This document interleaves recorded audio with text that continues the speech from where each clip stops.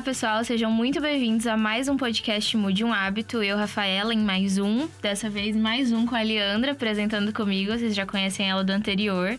E hoje a gente trouxe um tema muito importante, muito importante de ser falado, principalmente aqui no podcast, que é saúde vascular. Para isso, a gente trouxe um especialista, o Dr. Sil Feiner. Muito obrigada por ter aceitado participar com a gente desse podcast. E eu vou passar a bola para a Leandra agora. Doutor, queria pedir para você se apresentar um pouquinho, contar um pouquinho da sua trajetória e como despertou seu interesse na especialidade vascular. Olá, obrigado pelo convite. Fico muito agradecido por ter essa oportunidade de estar aqui com vocês para poder falar um pouco de um assunto que eu gosto bastante, eu tenho domínio, e é importante informar as pessoas a respeito desse assunto. Meu nome é Sil Feiner, eu sou médico cirurgião vascular, também com área de atuação em cirurgia endovascular e ecografia vascular com Doppler. Tenho meu doutorado também vinculado com essa área que eu atuo, que é a parte de ecografia vascular. Eu fiz toda a minha formação na Universidade Estadual de Londrina, onde eu me graduei como médico. Fiz a residência de cirurgia geral, cirurgia vascular, cirurgia endovascular. E na Universidade Federal de São Paulo, eu fiz o meu doutorado. Atualmente eu estou aqui em Marília, exercendo minha atividade junto com a minha família. E eu também atuo dentro da Faculdade de Medicina de Marília, como médico coordenador da residência médica. Que legal, ótimo. E você é marilhense? Eu sou nascido em Venceslau Braz, no Paraná, uma cidade bem pequena. E com alguns meses de vida, eu me mudei para Jaguariaíva. De lá, eu saí para fazer a faculdade de medicina na Universidade Estadual de Londrina. Ali eu fiquei por um bom tempo, até terminar a cirurgia endovascular, a parte da ecografia vascular com Doppler. Então, eu fui para São Paulo, junto com a minha esposa. E lá eu fiz o meu doutorado, depois eu me mudei para Piracicaba. E finalmente estou aqui em Marília desde 2020. E aqui eu pretendo ficar e permanecer por muito tempo. Marilhense de coração, já virou. Já virei, gosto muito de Marília.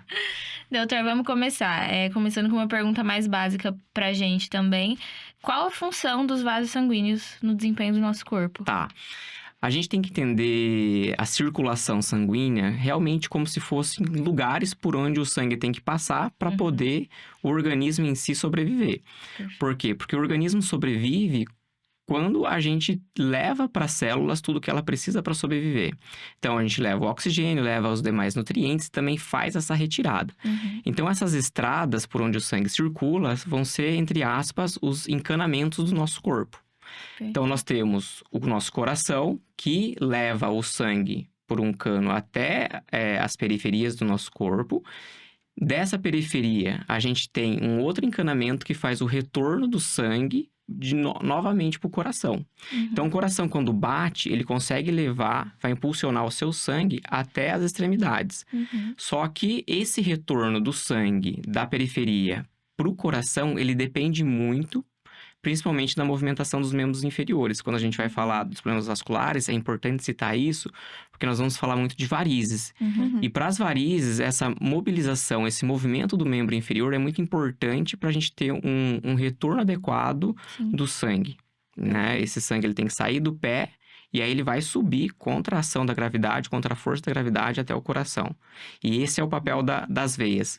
Fazer com que o sangue siga somente num sentido, o sentido do pé para a cabeça, né? E quando a gente não tem isso funcionando muito bem, o sangue ele começa na veia a fluir no sentido contrário, da cabeça para os pés. Quando a gente fala de circulação, o que é mais prevalente, talvez, sejam as doenças venosas. E quando a gente fala de doença venosa, o que vem à cabeça é a variz, ou as varizes, ou variz. E como que a gente sabe que tem variz? Primeiro a gente pode olhar e ver que tem uma veia aqui que eu nunca vi e comecei a perceber. Eu não nasci com ela, de repente essa veia começou a aparecer, tá? Nem tudo que você olha enxerga a veia. Por exemplo, você pode olhar para o dorso da sua mão, você vai enxergar a veia, mas não necessariamente ela é uma variz. Simplesmente porque ela é uma veia um pouco maior, a pele um pouco mais fina, você consegue ver, mas não necessariamente ela é uma variz. Variz é uma veia que perdeu sua função, que é deixar o sangue fluir em um único sentido, do pé para a cabeça. A partir do momento que você tem a perda disso, o sangue fluindo de uma maneira patológica do sentido da cabeça para o pé, a veia teve um problema de válvula, e você começa a desenvolver a doença venosa, a variz. Por quê? A variz, a veia, para ela poder levar o sangue do pé para a cabeça, o sangue vai ter que subir. E quem que empurra se não é o coração? O sangue vai subir, mas não é o coração que está empurrando. Ele vai ser... o que é mais importante nesse sistema é a movimentação do membro inferior. Então, a veia, as principais veias, as veias profundas, elas passam dentro da musculatura. Então, quando nós movimentamos as pernas, coxa, quadril, essa veia que está dentro da musculatura, ela é exprimida e o sangue sobe e ele não vai descer. Por que ele não vai descer? Porque a gente tem válvula. A válvula é o que vai direcionar, vai dar o sentido correto para o fluxo sanguíneo. A válvula impede que o sangue vá em direção aos pés e vá somente em direção à cabeça. É uma válvula retentora. Nossa. A partir do momento que você tem, por algum motivo, que até hoje existem diversos fatores que podem explicar, mas nenhum deles é fixo e estabelecido. Mas por algum motivo você tem um enfraquecimento da parede da veia.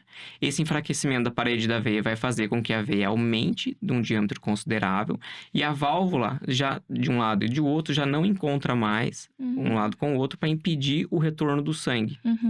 Porque a partir do momento que você tem uma veia boa, a válvula, a hora que o sangue vai começar a descer, ela fecha e estanca o sangue nessa posição. Se a válvula já não encontrou um lado com o outro, você já não tem esse mecanismo funcionando. Sim. Então, pode ser um problema de parede da veia ou um problema em si da válvula da veia que não está funcionando muito bem. Então, quando acontece isso, essa válvula que não perdeu sua função vai começar a sobrecarregar a válvula de baixo. Começa a ter uma reação em cadeia.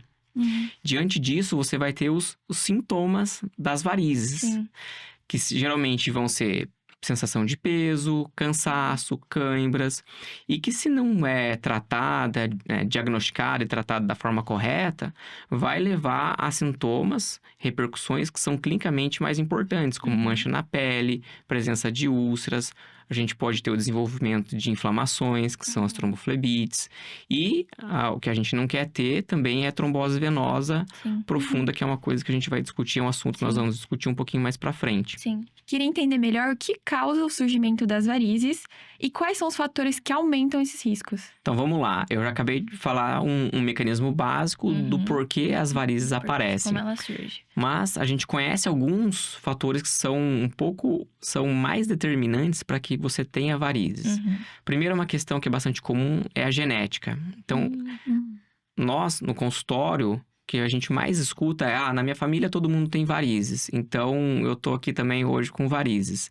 E realmente isso tem uma correlação, não é uma correlação que seja muito forte, mas realmente aumenta um pouco a chance de incidência de varizes quando você tem um familiar com varizes.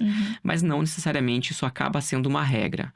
Você ou qualquer pessoa com varizes que é um paciente, a gente vai ter que avaliar exatamente quais são os fatores que são mais relevantes para o surgimento de varizes. Importante falar da genética, por quê? Porque isso a gente não muda. Então, se hoje eu trato alguém com varizes, consigo eliminar todas as varizes, as veias que estão hoje boas, saudáveis, futuramente elas podem se tornar varizes. Por quê? Porque você, quando operou ou fez algum tratamento para variz, você não mudou a sua genética.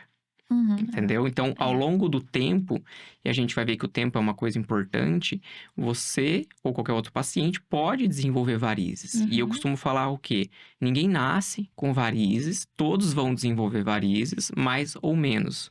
Por quê? Porque varizes você tem desde aquela variz menorzinha, da grossura de um fio de cabelo, até aquelas varizes que são mais calibrosas, que a gente consegue ver que saltar da pele, e essas em si são as mais relevantes e as mais perigosas, que costumam trazer as manchas, costumam trazer sensação às vezes de peso, cansaço, coceira, e infelizmente isso pode evoluir para uma úlcera, tá?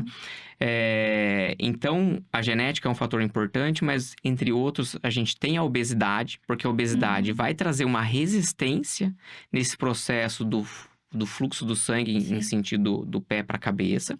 Outras questões que são importantes também é a imobilidade. Como eu falei, o sangue para fluir depende da mobilidade dos membros inferiores. A partir do momento que você restringe sua movimentação durante o dia, seja ele na posição sentada ou em pé, você traz uma sobrecarga para a veia. A veia, ela tem um tamanho, mas a partir do momento que você movimenta pouco, ela vai ter que acomodar uma quantidade maior de sangue dentro dela. Por quê? Porque o coração tá batendo desde que a gente tem aí 28, 29 dias dentro da barriga da nossa mãe. Mas, então, o coração continua bombeando sangue para a perna. Sim. Só que você não está movimentando de uma forma adequada para fazer essa retirada do sangue que desceu. Então, a veia, ela tem uma capacidade de acomodar tanto uma quantidade pequena de sangue, quanto uma quantidade maior de sangue. Quando você acomoda uma quantidade maior de sangue na veia, ela tem que distender. Então, aumenta a pressão, a parede da veia vai ficando mais fina.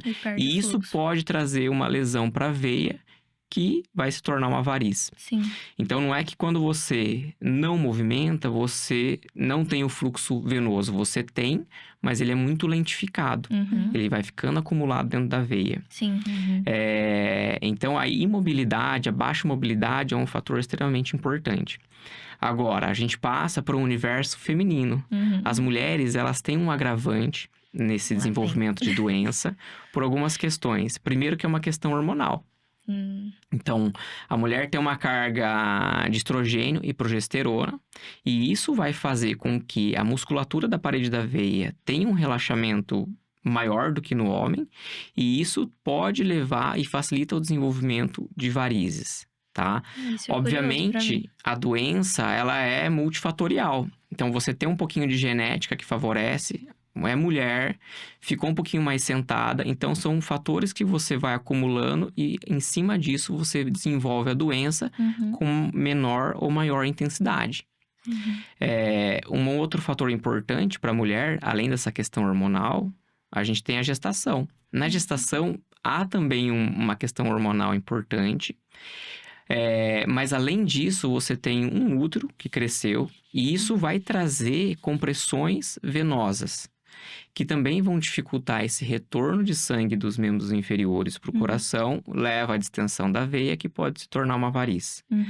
Então, é muito comum a mulher que tem uma gestação, ela tem uma quantidade X de varizes, depois a segunda ou terceira ela vai ter uma quantidade bem maior. Entendi. E o peso. Então, a gestante, ela vai ganhar peso, Sim. tá? Só que, às vezes, pode acontecer de ela ganhar mais daquele que é o habitual. Então, tem até um ditado que eu acho que é importante falar, de que a grávida pode comer de tudo. Isso acaba trazendo algumas repercussões muito negativas, porque vai ter uma dificuldade maior durante a gestação, porque vai ganhar um peso maior. E com sequelas que, muitas vezes, quase que irreparáveis, porque levam a uma sobrecarga muito grande. Então, por uma questão hormonal, pela presença do útero, que vai fazer a compressão, o ganho do peso, tá? Então, a mulher realmente ela tem que se cuidar muito mais que o homem nesse sentido. E principalmente na gravidez pode mesmo influenciar. E a gente ia perguntar também, anticoncepcional pode influenciar? Pode. O peso disso depende de cada pessoa, tá? A partir do momento que você começa a usar o anticoncepcional, seja ele de estrogênio conjugado com progesterona ou só progesterona, seja na forma de pílula, adesivo, de injeção, anel vaginal, isso vai aumentar a chance de varizes. Mas, assim, o quanto isso vai ser relevante para cada um? Isso depende, tá? A gente consegue ter uma noção disso, dessa relevância, na questão do tempo. Vamos supor que você começa a fazer uso do anticoncepcional, de repente você tem um padrão de variz, começa a usar, e ao longo desse tempo de uso a gente nota que sua perna aumentou muito a quantidade de variz. Então, o anticoncepcional passa a ter um fator que é importante, tá? E, como eu falei, tanto faz o anticoncepcional só de estrogênio ou progesterona, eles vão ter um efeito negativo. E, inclusive, depois nós vamos passar um pouquinho mais para frente, a gente vai entender que não só facilita o desenvolvimento, os hormônios facilitam o desenvolvimento de variz, como também aumenta a chance de trombose venosa. Falando sobre prevenção, existem formas eficazes de prevenir a variz? Existem formas que nós podemos prevenir varizes, e é muito importante a gente citar e falar a respeito disso. Primeiro, essa questão do peso é extremamente importante. Quanto melhor esse controle de peso corporal, menor a tendência para o desenvolvimento de variz. E dentro disso a gente precisa falar essa questão da mobilidade. Porque, como eu disse, tanto sentado quanto em pé, sem movimento, vai aumentar em muito o surgimento de varizes. E tá aí em um ponto que a gente precisa criar um hábito de movimentação dos membros inferiores. Então, se você tá aqui sentada, passou mais de 20, 30 minutos sentada, não tá se movimentando, é preciso que você levante por alguns segundos e faça alguma movimentação, uma caminhada, para que esse sangue que ficou, entre aspas, acumulado, ele possa ser drenado da sua perna. E aí vai tirar essa sobrecarga. Então, eu vou fazer um paralelo aqui que talvez fique um pouquinho mais fácil de entender. Se você sair daqui e for andando até Pompeia sem parar, você vai chegar lá, com certeza, mas você vai chegar num estado de lesão, você vai lesar alguma coisa, tá? Agora, se você vai fazer essa mesma caminhada, mas você vai parando um pouquinho para descansar, relaxando um pouco, você vai chegar lá sem nenhum tipo de lesão. Sim. Seja ela muscular, musculoesquelética. Para a circulação, você precisa, ao longo do tempo, do nosso dia, trazer esse repouso. E como é que você vai trazer esse repouso? Na movimentação do membro inferior ou elevando o membro inferior. Entendi. Porque quando você deita e eleva o membro um pouquinho acima do seu corpo, um pouquinho acima da sua cabeça, esse sangue vai ter uma facilidade para escorrer da parte mais alta, que é seu pé, para o resto do corpo. Então, essa veia, ela vai relaxar, vai ter seu músculo mais relaxado, e isso dá um tempinho para ela poder respirar. Seria como se fosse a pausa que você faz durante uma caminhada que precisa ser mais longa. Entendeu? E como pode, né? Às vezes a gente acha que andando o sangue tá descendo também. Não tá fazendo nenhuma pressão para ele subir. O andando é uma das melhores posições. A gente cansa para andar, natural isso. A gente tá fazendo uma atividade física, mas o sangue tá circulando com muito mais facilidade, tá? Porque a gente tá fazendo todo o sistema funcionar. Por isso que é bom a gente tomar água durante o trabalho, que dá vontade de ir no banheiro. A gente levanta a cada um período, anda, volta. É muito importante. Isso é muito importante mesmo. Sempre tem que tomar água, ter uma alimentação saudável. Sim. Até tem uma questão da quantidade de sal. Isso é importante porque a gente está falando aqui de doenças venosas. Mas daqui a pouco a gente vai falar um pouquinho das doenças que são também do sistema circulatório, mas são as doenças arteriais. Talvez um pouquinho antes de mudar de assunto, a gente possa falar de trombose venosa profunda. Sim, eu ia perguntar, na verdade, quando a cirurgia é indicada para esses casos legal. de varizes. Sempre que você tem sintomas que são relacionados com as varizes, seja ela a sensação de peso, cansaço, cãibras, ou até estados mais avançados, você tem uma indicação de tratamento, primeiro com medidas comportamentais, dessas que nós estamos falando aqui. Inclusive, a gente pode lançar a mão nisso das meias compressivas, que vão auxiliar no retorno venoso, porque elas comprimem a veia. E o sangue que vai passar dentro dela vai passar com mais velocidade. Então, ela passa mais rápido, ela não fica acumulada dentro dessa veia. Então, a gente vai lidar em cima dessa imobilidade, uso da meia compressiva. E, quando necessário, existem os tratamentos cirúrgicos ou não. Isso envolve, por exemplo, a aplicação de substâncias dentro das varizes, para que ela sofra um processo de inflamação e retração cicatricial, e é assim que ela vai desaparecer. Então, você injeta um produto dentro da variz. Eu já vi alguns vídeos, acho que pode ser isso, quando você coloca com uma agulhinha assim, com a seringa e vai sumindo. Exatamente. E o importante aqui é assim, em termos de propaganda, o que você tá falando pra mim é lindo e maravilhoso. Você injeta, na hora sumiu.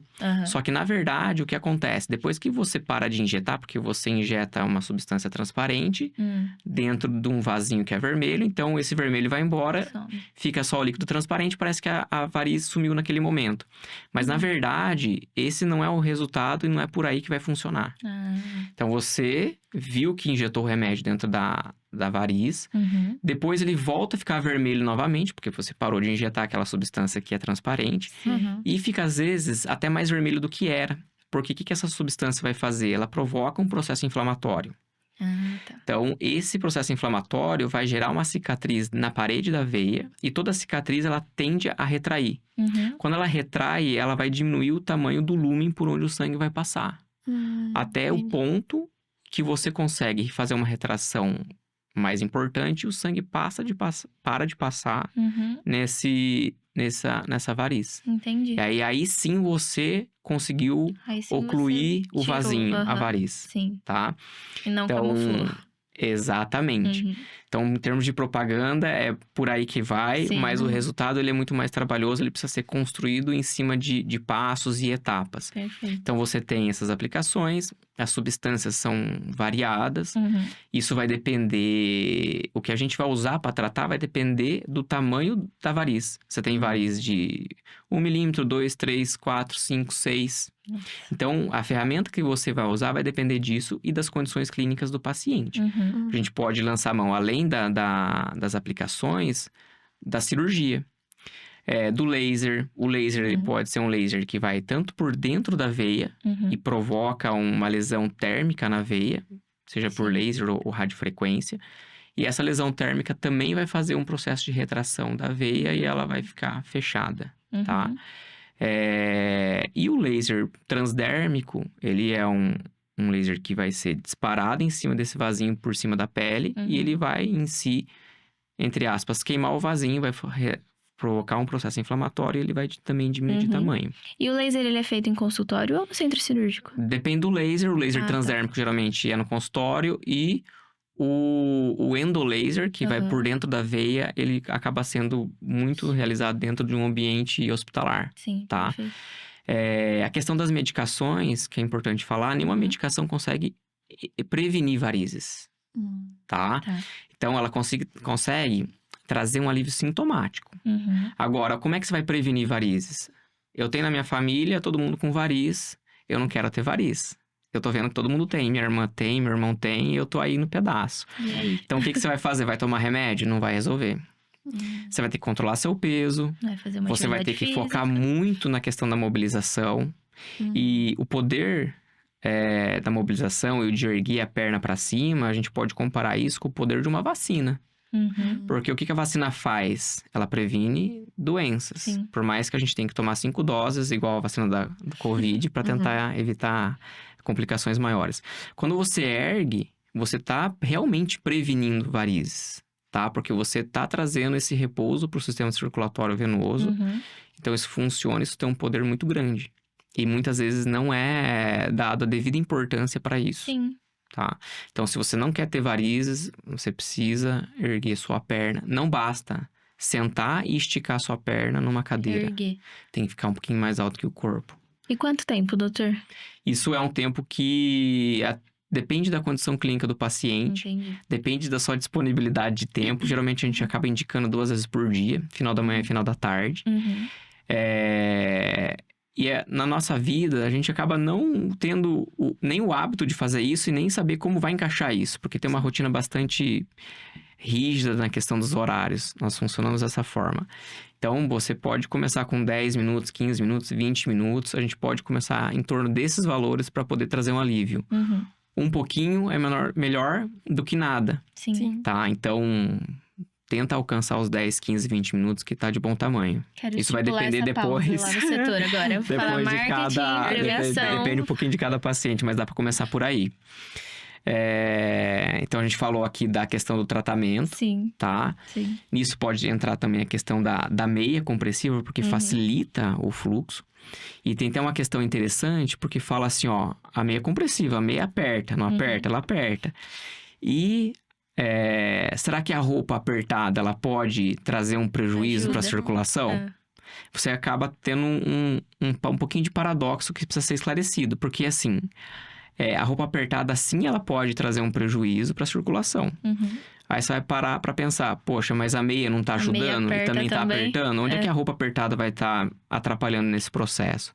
Por quê? Porque às vezes, na roupa, você pode fazer um garrote. Em determinado segmento do membro inferior, perto do joelho, às vezes isso pode juntar um pouquinho mais de tecido no mesmo lugar, ele pode enrolar, e isso vai trazer um estrangulamento naquela região. Geralmente atrás do joelho. Geralmente atrás do joelho.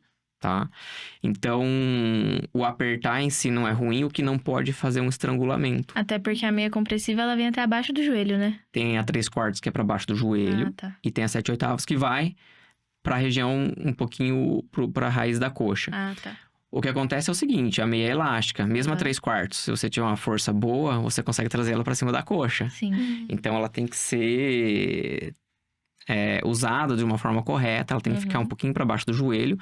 justamente para ela não enrolar e comprimir mais do que ela deve comprimir, Perfeito. tá?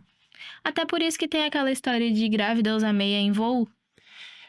O voo é o seguinte, até tem uma história pessoal com isso, porque eu trabalhei uma época em Guarulhos, e todo mundo que descia do avião lá do aeroporto de Guarulhos com a perna inchada, ia para esse hospital que eu trabalhava.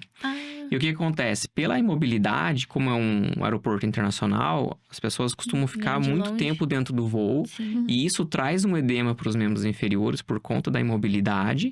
E sempre que você tem um edema, principalmente se você tem uma dor, a primeira coisa que nós precisamos descartar é a presença de uma trombose venosa profunda aguda. Entendi. Então, essas pessoas desciam do aeroporto, né, com a perna inchada e eram encaminhadas para esse hospital.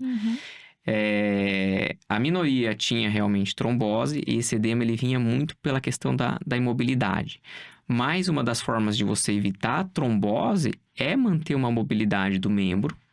Inclusive, você fazer um uso de uma meia compressiva nesses períodos que você não consegue sair da mobilidade, ajuda você a prevenir os casos de trombose venosa profunda aguda, tá? Quando a gente pega no mundo as principais causas de trombose venosa profunda, são fatores que são bem conhecidos. Os principais seriam a presença de câncer, cirurgia, presença de inflamação, imobilidade e internação, tá? Então, diante desses fatores, a chance de uma trombose ela é muito maior. E qual é o problema da trombose? Trombose venosa profunda, ela traz um risco para a vida. Por quê? Esse trombo, o sangue é líquido. O que é o trombo? É o sangue que coagulou dentro do vaso, ele formou essa massa de trombo. Só que esse trombo, se você não faz o uso correto das medicações logo que você tem esse quadro, esse trombo ele vai aumentando de tamanho. Então, vamos supor que você teve uma Dentro do trombose na altura do joelho, dentro do vaso. Se você não entra com as medicações num tempo adequado, esse trombo ele vai fazendo com que o sangue do lado dele também vá trombosando. Então, um trombo que está pertinho do joelho, ele, se não tratado, ele vai trombosando até a raiz da coxa.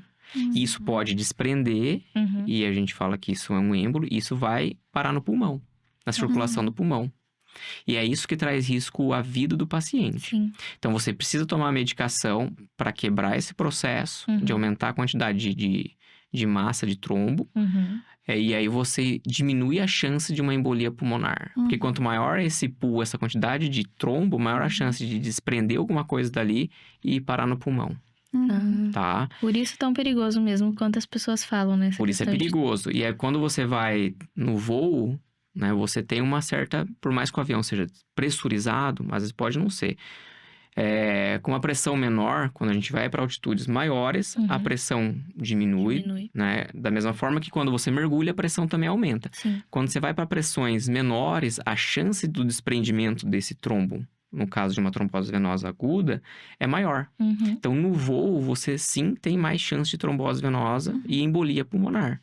Inclusive, se você tem uma trombose venosa profunda aguda, você não deve viajar de avião por um certo período, até que esse trombo comece a ficar, de uma certa forma, mais estabilizado naquela veia que foi acometida. E a trombose tem cura?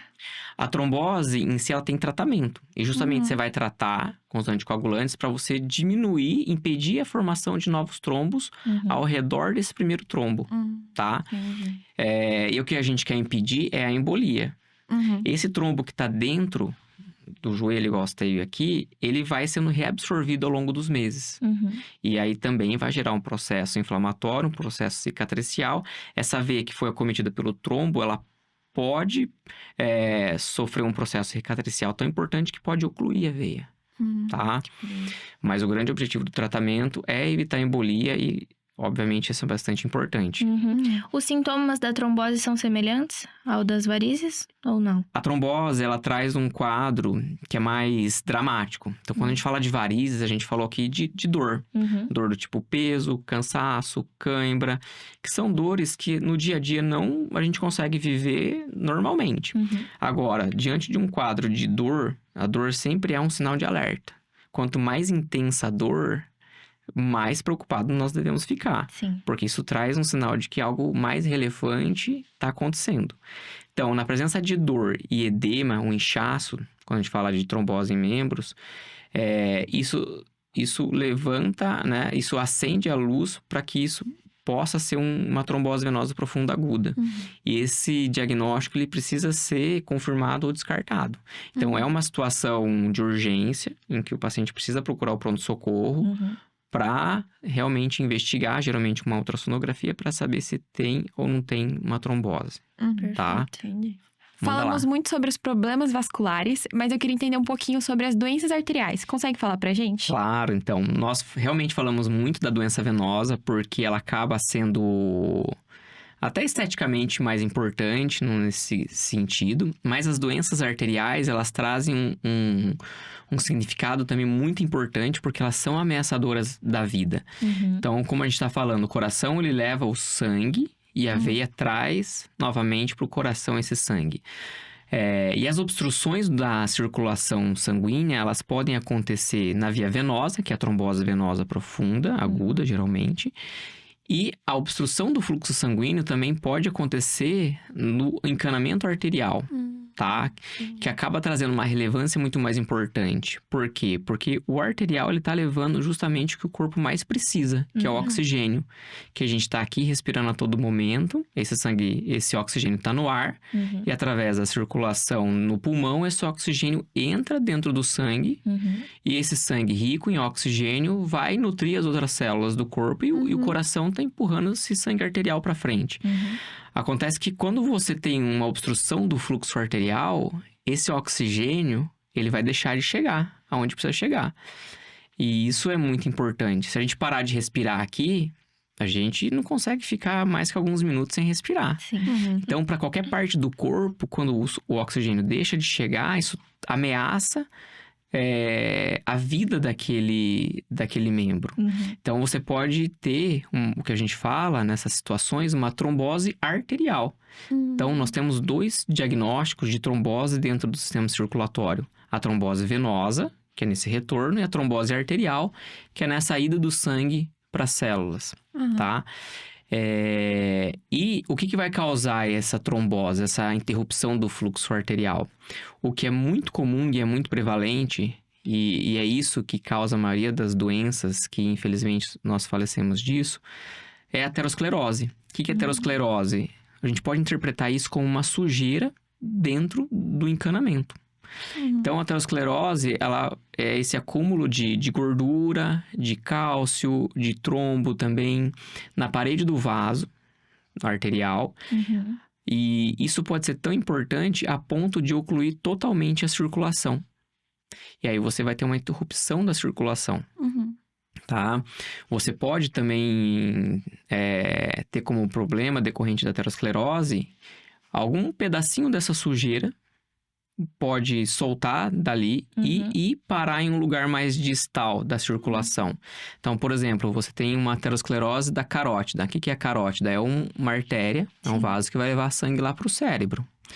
Essa aterosclerose, se ela for bastante volumosa, ela pode fazer com que um pedacinho dela se desprenda, um fragmento de placa, agregado plaquetário ou trombo, e vai obstruir uma artéria intracraniana, uma artéria cerebral.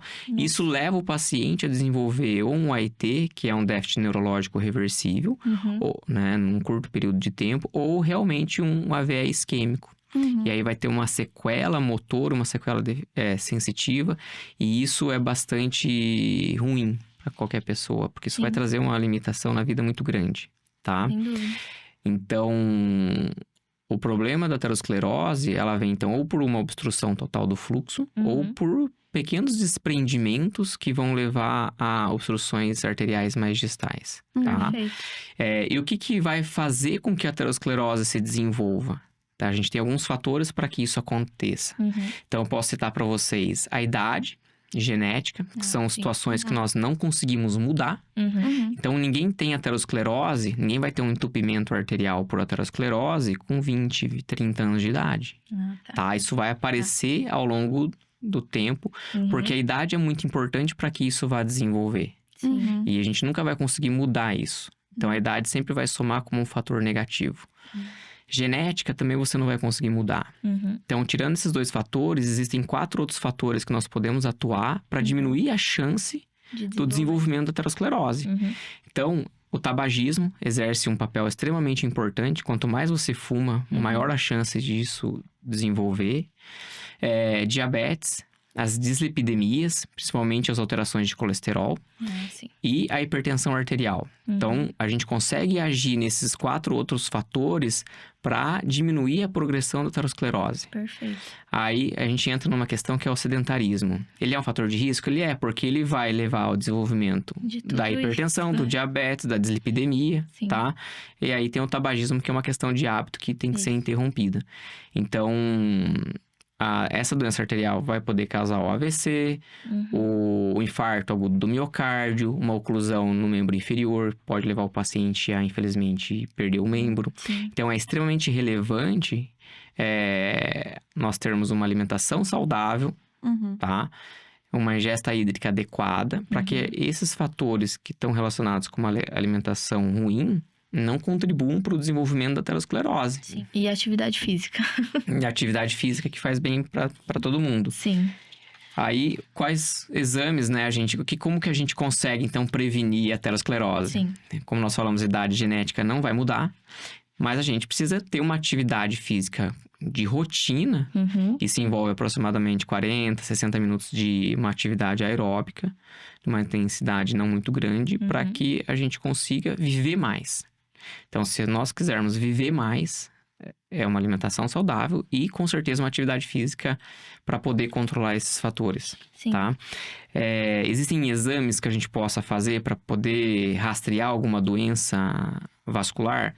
Existem. Esses exames, eles são importantes, não que eles vão impedir o desenvolvimento da doença, mas eles conseguem detectar e que a partir desse momento você comece a ter atitudes que controlem esses fatores. Perfeito. Então, a partir dos 20 anos de idade, é importante que você pelo menos escolha um exame de perfil lipídico, que vai envolver o colesterol, triglicérides, glicemia, tá?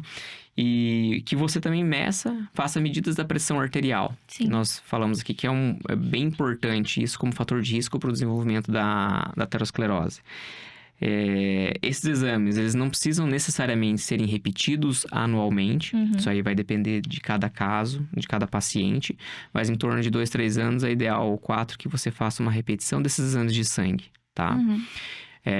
E como eu falei, quanto maior a idade, maior a chance de você ter um problema. Sim. Então, quando você tem mais de 50 anos, tem que ficar um pouquinho mais alerta. Talvez a periodicidade da coleta desses exames precise encurtar. E o que é importante, né, com idade mais avançada, em torno de 60, 65 anos, é fazer um ultrassom Doppler de aorta abdominal, porque você pode também ter o desenvolvimento de um aneurisma. Perfeito. E com o ultrassom você consegue diagnosticar isso e tratar de uma forma adequada. Doutor, a gente gostaria de entrar nas perguntas rápidas de verdade ou mito. Vamos lá? Cruzamento de pernas causa varizes? A princípio, o cruzamento das pernas por si só não causariam varizes. Mas isso pode entrar no mecanismo de pouca mobilidade e de compressão venosa. Então, isso pode influenciar. Mas não necessariamente isso vai ser um fator de um peso relevante para o desenvolvimento de varizes. Entendi. Tá? Só idosos têm problemas vasculares? Os idosos, eles têm mais chance, assim, de problemas vasculares, principalmente por conta da idade, e que isso é um fator importante para o desenvolvimento de aterosclerose, e também de varizes.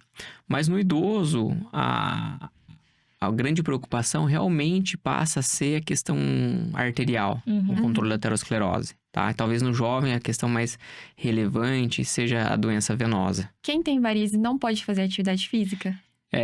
Quem tem varizes deve fazer atividade física, porque isso melhora a circulação dentro do sistema circulatório e vai agir não só na questão das varizes, mas também ajudar a controlar os fatores de risco da aterosclerose. Agora vai vir para mim.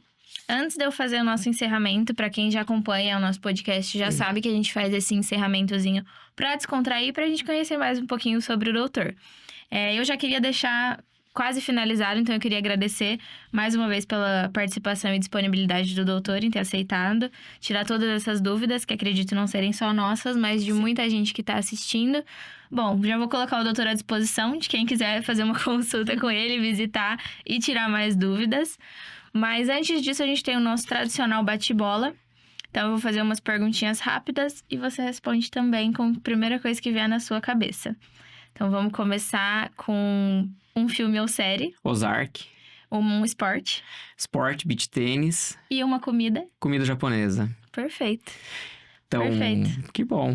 Eu que agradeço o convite da Rafaela, da Leandra, a oportunidade da Unimed de criar esse programa que é bastante importante e bastante informativo para toda a sociedade. E eu fico à disposição de vocês e se tiver mais alguma pergunta, vocês podem ficar à vontade. Muito obrigada. Nada. Então, esse foi mais um episódio do podcast Mude um Hábito da Unimed Marília. Siga a gente nas redes sociais, se inscreva aqui no canal no YouTube e acompanhe a gente também no Spotify. Até mais!